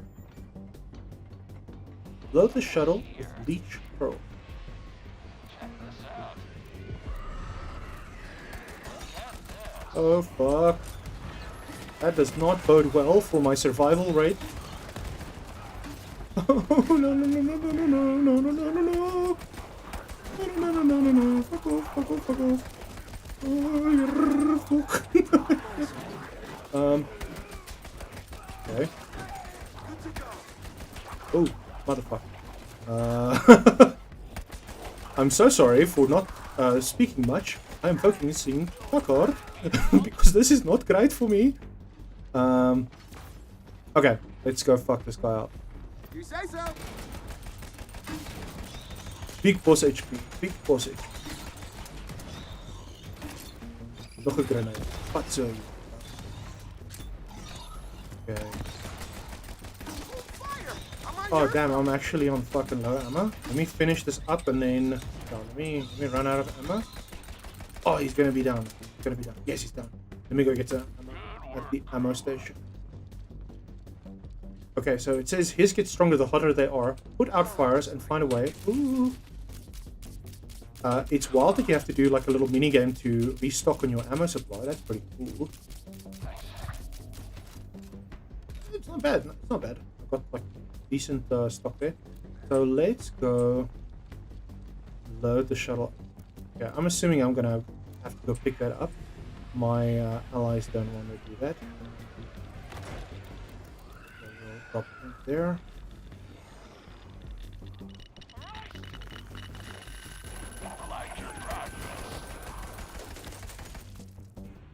Oh no, connection error. That sucks. That sucks. We'll try again. Hopefully we don't disconnect again. But not the end of the world. If we get a little bit of DC here and there, that's okay. I'm not sure what this gun does. I think it shows blue. You're glowing. Take a shower to wash it off. Okay, let's go to shower. Oh, I can take a shower. That's role playing right there. Ooh, I can shoot things that go blop and blop. And then I will fire at you, you motherfucker! Oh, my fucking good. Ah, that's a fucking float, yes. Goose. It's a good thing I don't have parents to worry about watching the stream, it seems, eh? And if you have parents that are close by, that are busy watching the stream with me, tell them to go fuck themselves. Or ask them to come watch with you. And be like, hey, you should check this cool shit out. Yeah. Let me help revive. I'll help revive. Okay. Okay. Check. Alright. Load the shuttle with beach balls. I think I just loaded in with the guys I was just in a party with, so that's fine. Okay, we'll pick that up.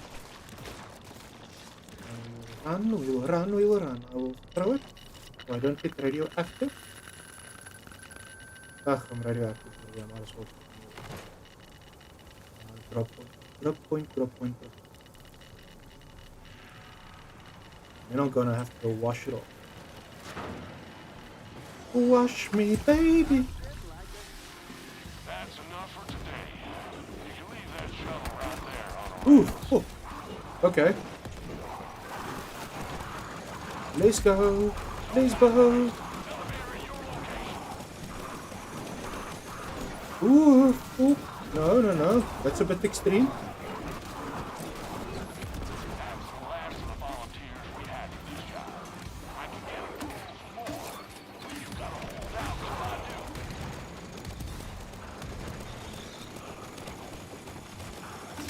Oh, here we go. I'm gonna die again. Oh, fuck. Go down.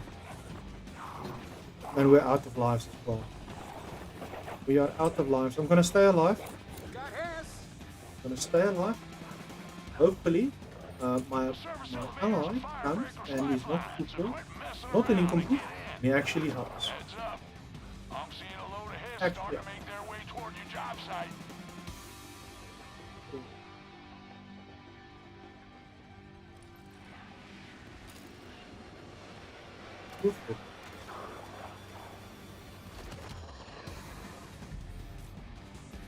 I'm getting revived. Yes!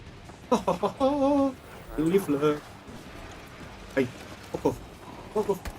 You bastard bitch. Okay, gonna exit. Gonna exit. Gonna exit. Go to the exfil. Get to the chopper. Come, come, come, come, come, bro. Come, come, come, come, come, come. Oh my. Fire! I'm on your side! Take your hit! Careful! Did it. All in one Fuck piece. you. Looks like I won the bet. Nice. Got through extreme.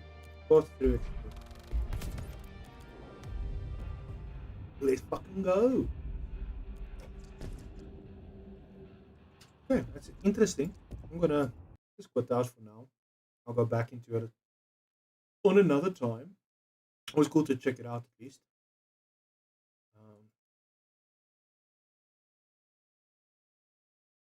Ooh, we unlocked an achievement. I've got people to do my bidding for me. I don't know what kind of bidding, but yeah, we got people to do my bidding. This is on Twitch now specifically. I don't know. Reach 10 followers. What is thy bidding with a little Masonic sigil sign? Interesting. Very interesting that the Masons are involved with Twitch, don't you think? Oh wait. So I think yeah, that was interesting, I will say the least. Very, very interesting. But I think that'll also call for the end of the stream. Because I realized I need to eat. And I might stream a little bit later or tomorrow. I think probably tomorrow.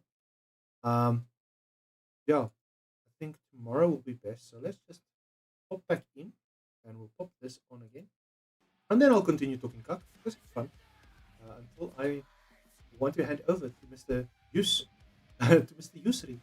So Mr. Kusanagi is busy. Well, I'm assuming he's probably setting up his stream, and we're gonna try and see if we can raid his channel to see how that works. Yes, Mr. Kus, you are setting up, my friend. Just let me know when you're live, and then I will jump in with the raid. It might just be one person, or two people, or three people. I don't fucking know. I don't fucking care. But that's okay.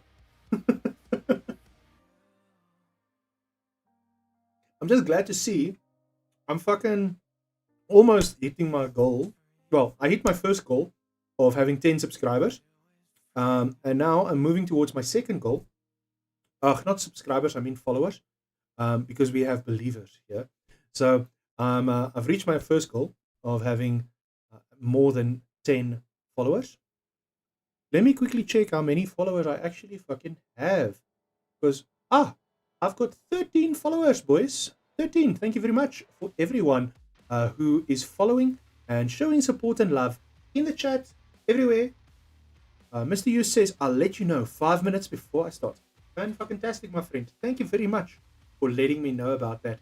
Yeah, so we were expecting our old returning viewers, Mr. Caden and Mr. Drowned Ranger, as well as Adorable Crafts, as well as the rest of the crew, the Kyle and those, Mr. Zany as well.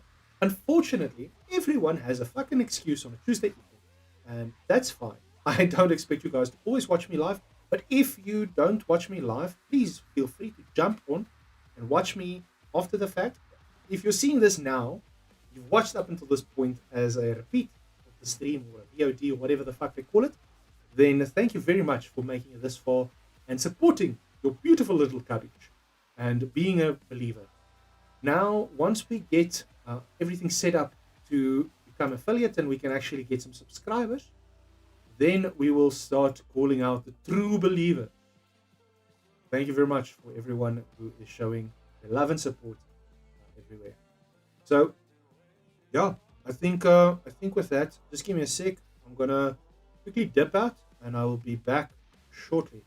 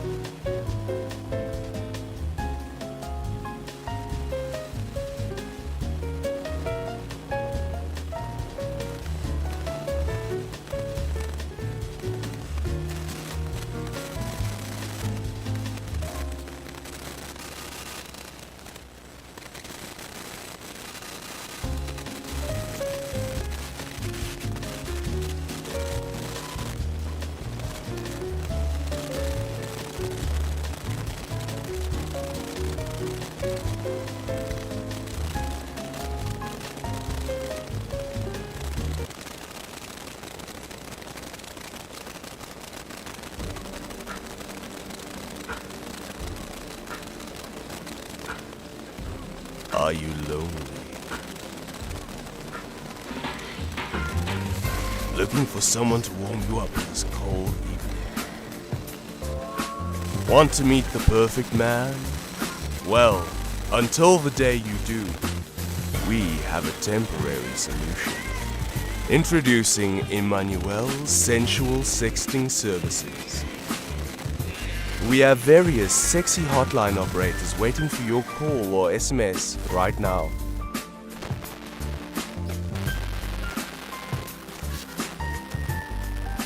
Miguel.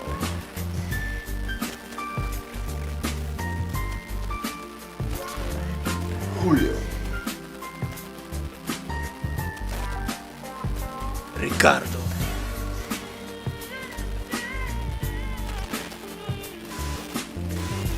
Emmanuel.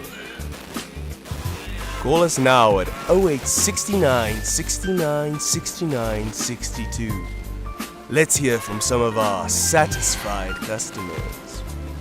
I am so satisfied.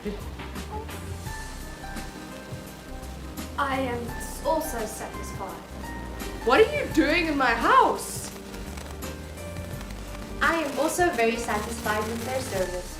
This is the best telephonic service ever offered to womankind. Call Emmanuel's Sensual Sex Services now.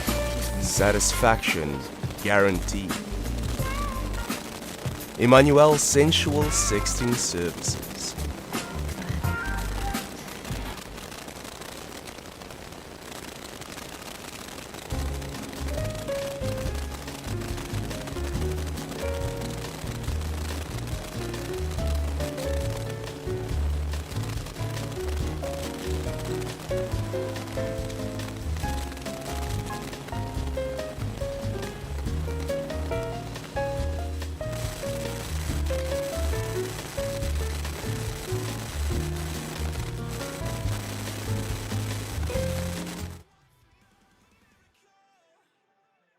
Welcome back, one and all. Thank you very much for your support on the stream so far.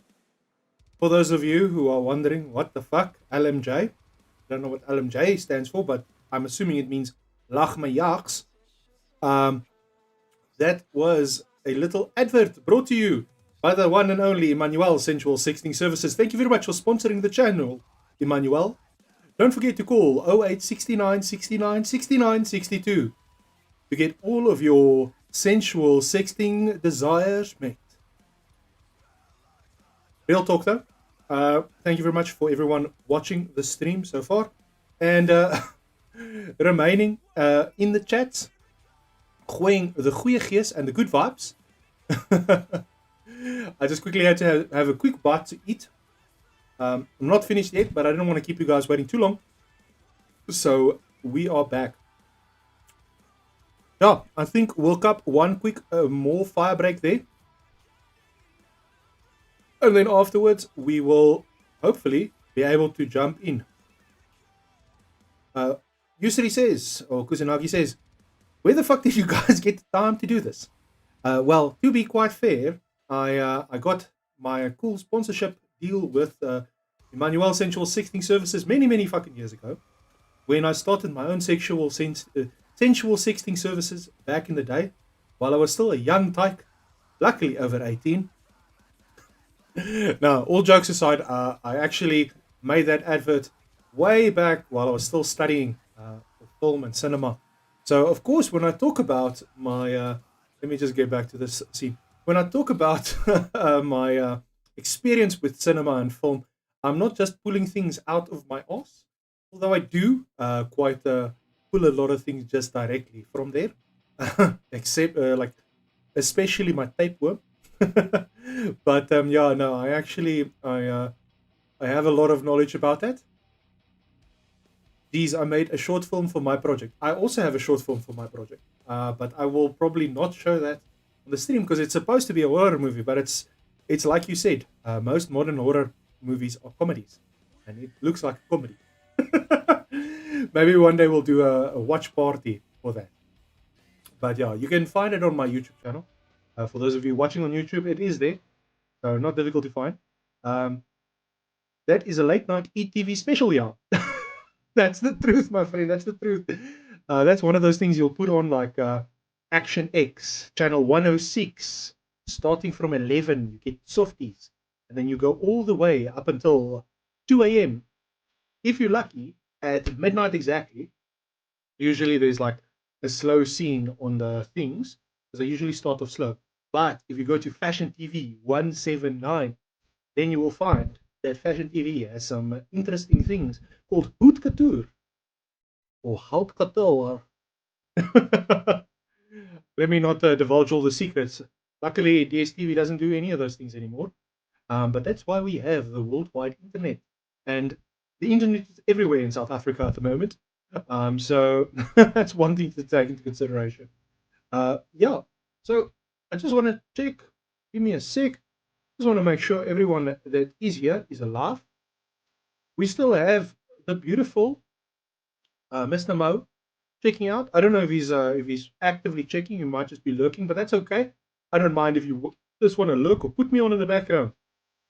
Consider me your podcast or your little intermission stream to make you feel less lonely when you're at home. Or just put me on while you're doing the dishes so I can instruct you on how to do it correctly.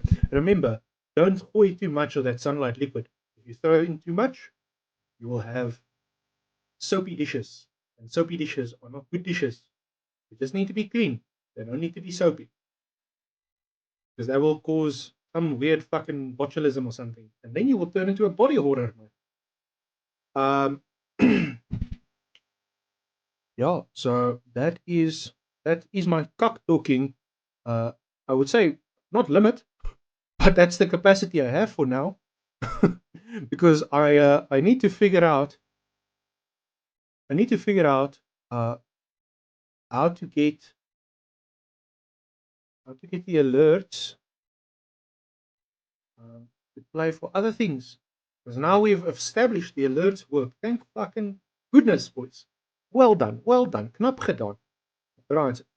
In the meantime, let's jump onto the FBC fire break again. We will cup the vibes. Just give me a sec. Make sure that it starts up.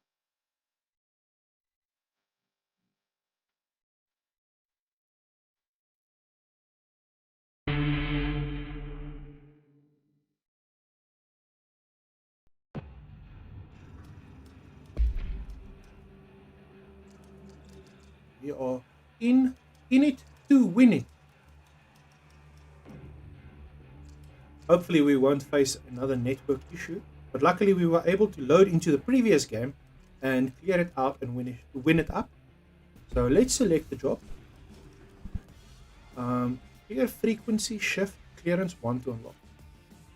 Now we have to try frequency shift. So let me just quickly run through this. So as I understand, there's a couple of different mission types. So hotfix, as I saw, because this one was in the tutorial, hotfix is the one where you go and you fix a couple of fans. Paper chase is where you shoot a bunch of sticky notes to destroy them. Ground control is the one we just did on stream now, where you gooi the goo into the little trainkie. I don't know what frequency shift is, and I don't know what freezer duty is. So let's check. Clearance level 1. And we'll try it on extreme. We will select job. Let's see. Is there anything on the loadout that I can use? Just splash. Ooh, I actually now have options. I only have the default scheme. That's unfortunate. The other customizations that I've unlocked? No. We'll do a customization on stream at some point as well. Let me upgrade my electrokinetic charge impactor. So it seems I have to unlock everything on a page to get to the next page. So I have 4 little credit keys. I still need quite a lot of credits to get through these. I definitely want to unlock the rifle, the bolt action rifle, and the revolver for the pistol. So now we're forming a party, but we're not seeing anyone.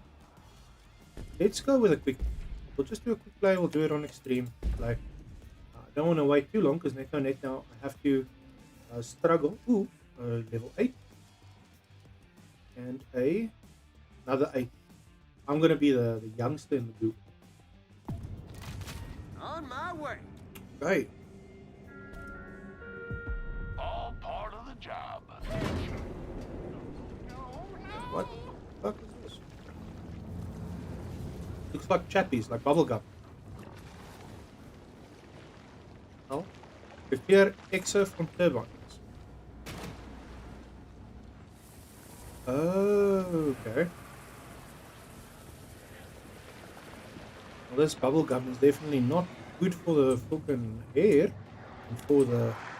Oh, yes! I did not expect them to come up so quick.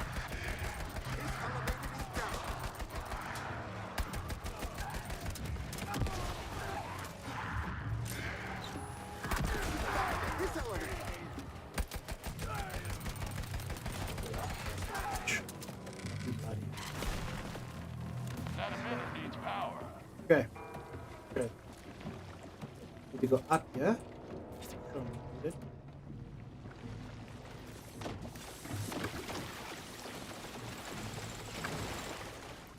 Oh, I need to shoot the big globule so I can hear the smallest donut. Got knocked off. Okay. But wait, can I clear out more of this?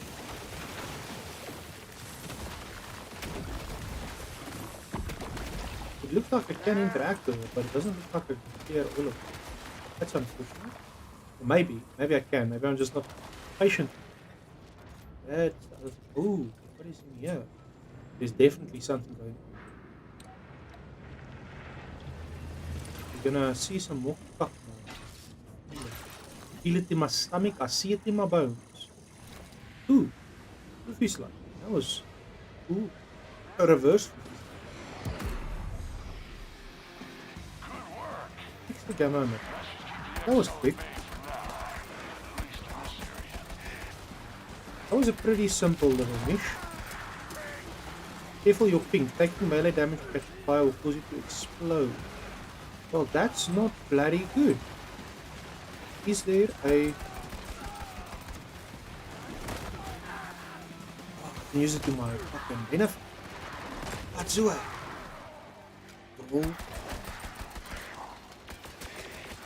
Okay. Ah. Oh. Haha! Swear. Oh shit, oh shit, I'm exploding. I'm exploding. No, no, no, no, no, no, no, stop, stop, stop, stop, stop. What the fuck?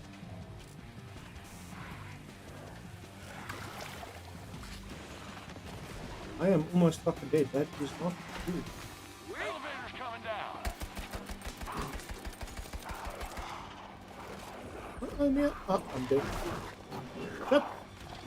Okay, they definitely need to like introduce some sort of crawl mechanic so you can move around. That's unfortunate. Other game I wanted to play, Abiotic Factor. Looks like Half-Life 1, but it's more so like a base building kind of game. Shake it My up. funds are right, I'm gonna get that for me at some point. I owe you one. And we'll definitely do an Abiotic Factor stream. Early warning that a whole load of hiss are heading in your direction.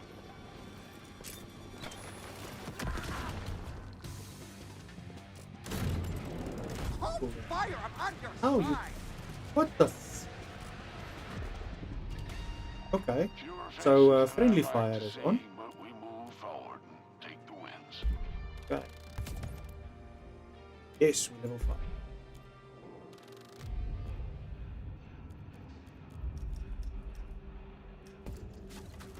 Let's check here. I only have 8. That wasn't a really good haul, to be quite fair. Any customization that I can do?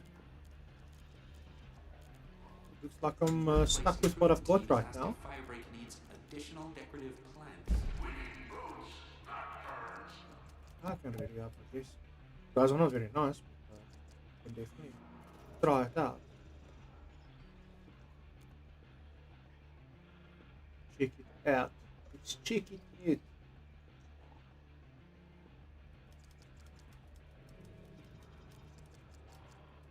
Just give me a sec. Making sure alles goes for us. Let's go speed.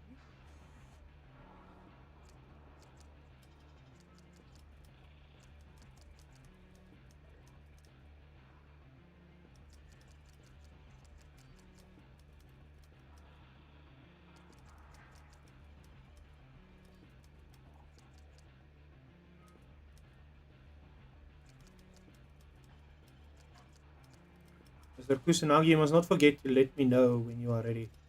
See, these people are fucking not burrowing in the right direction. Let's queue up on a quick one again. Queuing up on a quick one. I think the new multi-stream chat, the multi-chat, is looking good. Ooh, leech balls. Need to find leech balls. I think the new chat is looking good, so I will definitely work with that moving forward.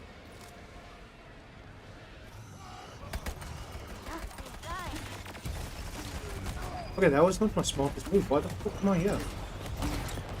What the hell? Okay. That's complex. Those guys are usually bosses. They're usually like big enemies. Why? Okay, it's extreme, that's fine. I'm asking stupid questions here, I'm getting stupid on. No, we're getting to this fight is lost. I need help. This fight is lost. Yeah, boys, it's over. Let's check. Can you heal me in time? Oh, he's stuck in the elevator. It's okay. It's okay, bro. He's those buggers. They're strong. Okay. You win it.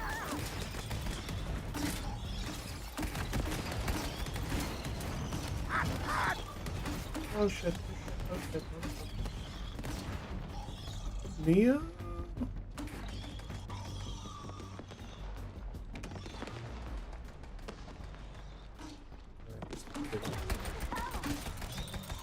One is down. This is not good. This is not good. He's going to die. Fuck. Fuck.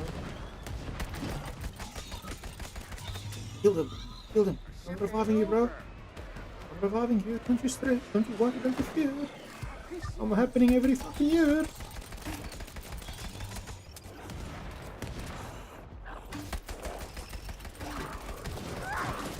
Definitely got some lag issues. That's okay. Out of ammo. This is not good. Nope. I'm dead again.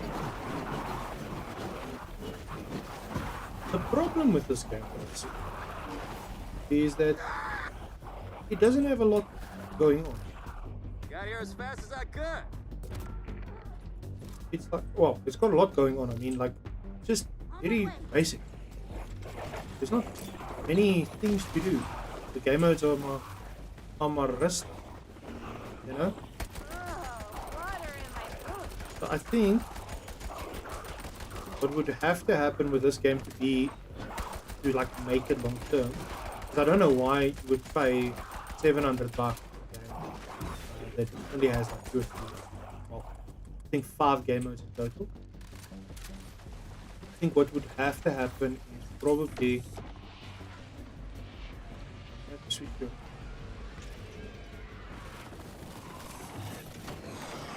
Ooh, fuck. What would have to happen is they need to introduce some more game modes. And definitely think about like maybe expanding upon what they've already got. After definitely, I would say they have to get me some more fucking weapons and some more freaking game modes.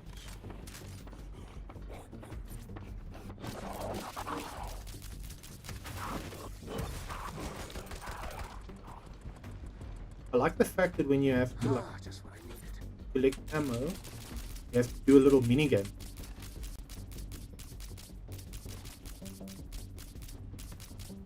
Damn, it was a solid mini game.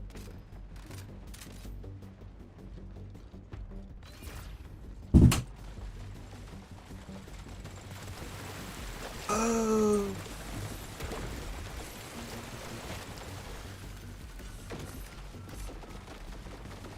Oh, I can put out fires. That's cool. There is some complexity to the game. There are some complexities, but what's it? I'll skip the service elevator and send any future volunteers straight to that safe room you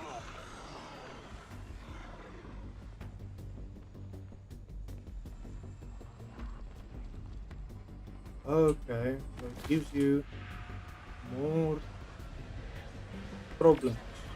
Basically, what I'm trying. Oh, for fuck's sake.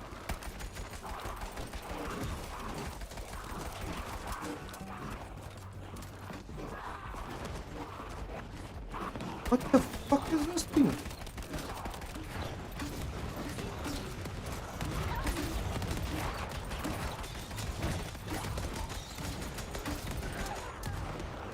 Okay, complicated. Oh, even that. Very complex in Girmkar. Okay, and lock myself to a corner. That's not fun. I'm getting downed again. I don't know what that big fucking hard thing is. Good job. Nope. I thought I could sneak it, but I couldn't. Yeah, I'm dead. This is not good for business. I will be quite honest with you. That's the last of the volunteers we had for this job. I can get approval for more. They just killed me out. Gotta hold out till I do. They just killed me out. So if I redeploy, out of life, my fucking mate is gonna have to pick up the slack. Win this, but he's dying, so he's not making it. Or she's not making it. They're not making it. Someone's not making it. That's for a fucking fact. Oh shit, he's actually like killing, cooking. He's bloody cooking. I don't know how he's healing himself up, but the heals are happening. The heals are indeed happening. What do they say? The heals are alive with sound. Dead man. Big boy.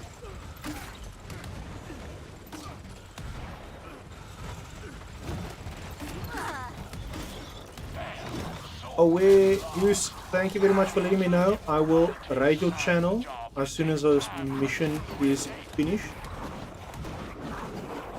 And I will jump in and check it out, my guy. Thank you very much for the support tonight. I appreciate it.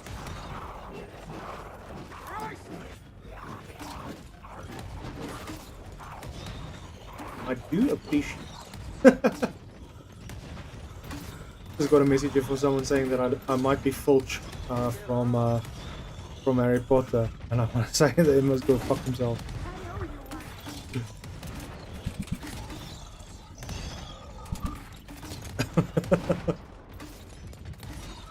Okay, well, now we might actually be able to get through this because now we have 3, Nice work. but it's difficult. It's difficult.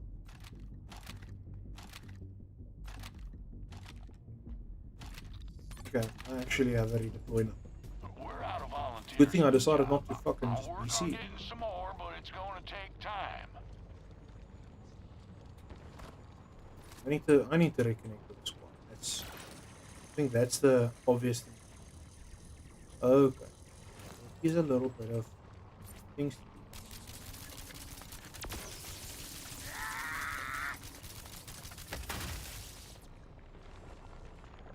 Fuck. So far, so rest. So far, so rest. Good to go. I don't need more ammo. I'm gonna push this. I'm gonna push. You guys will support. Load the shuttle with each pole. I'm not seeing each fucking poles. I don't know where they come from.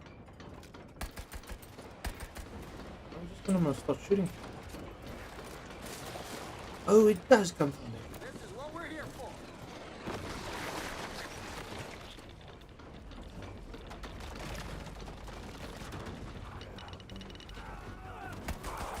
That's good. Now I understand this game mode a little bit. So it's basically like that trolley push in TF2. Pretty cool. Ooh, there's another one here. This is not good. I'm radioactive. Watch the friendly fire. And fucking shoots at me.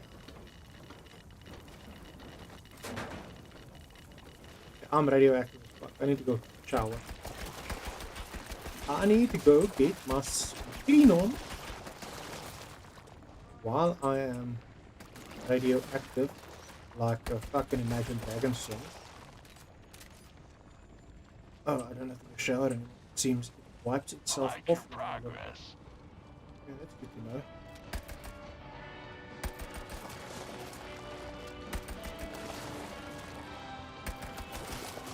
That is a very disgusting thing to happen. This fucking hollow cock that comes and makes fucking weirdness. So let's check. Oh, we did it. Yo, I think from fucking death to this, it's not bad. I need to go shower. And the start.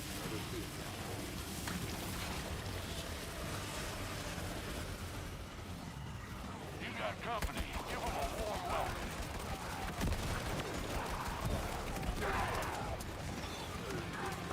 Hey. Oh. Elevator ain't gonna move so long as that strong hiss is out there. Kill it. Big area, but mine here. Can't evacuate with a strong hiss in the field. Get it dead. So I can do the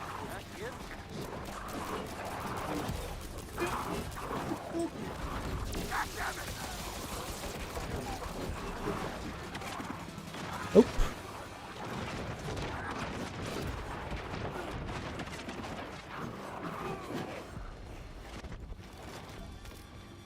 That's the last of the I'm sorry, boys. I had to revive.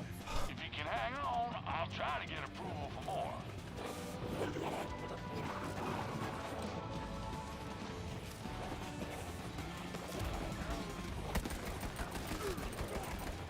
Made it through, sort of.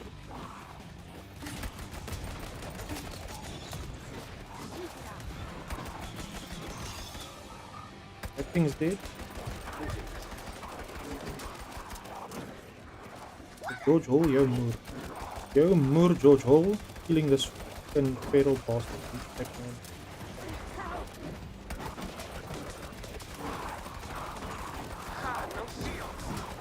Nee toch, why'd I back myself into a bloody corner?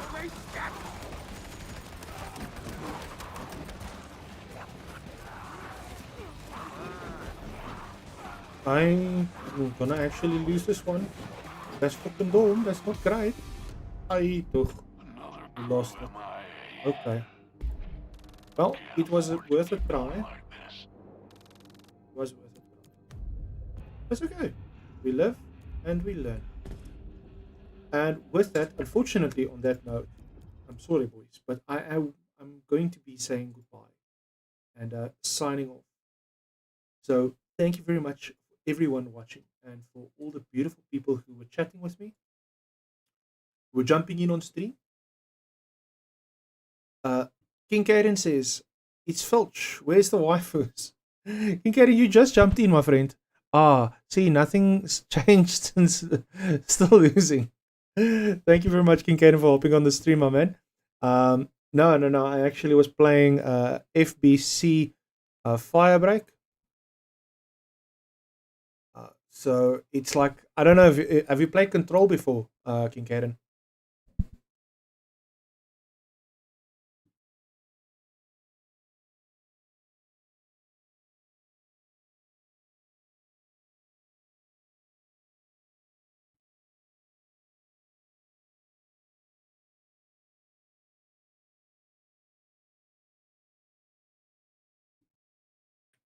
No, you haven't played Control.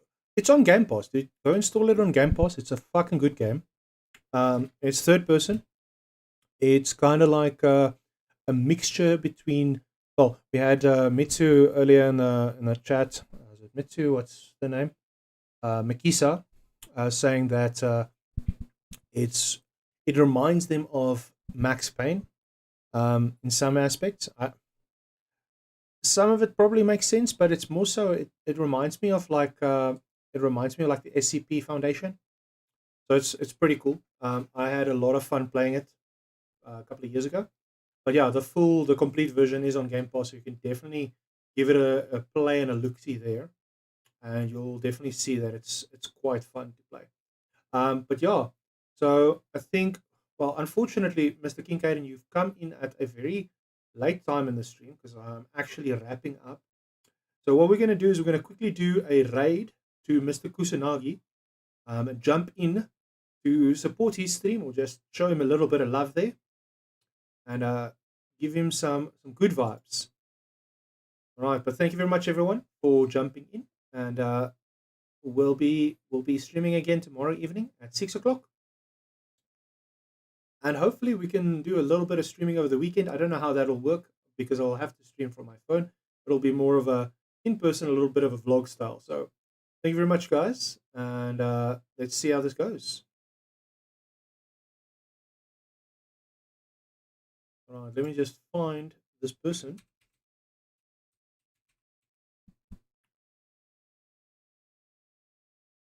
So we will start the raid with two streamers, with two viewers. I don't know if we can hear him. We are raiding. We're raiding now. Fuck it. We raid live. We raid live. We're raiding live.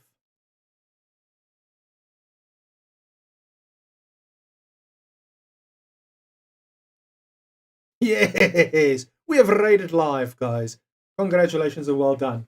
All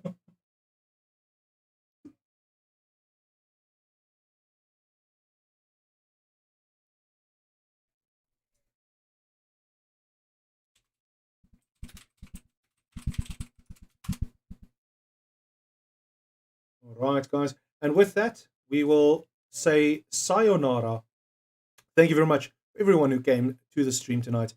And yeah, we'll be back again soon. We'll be back very, very fucking soon.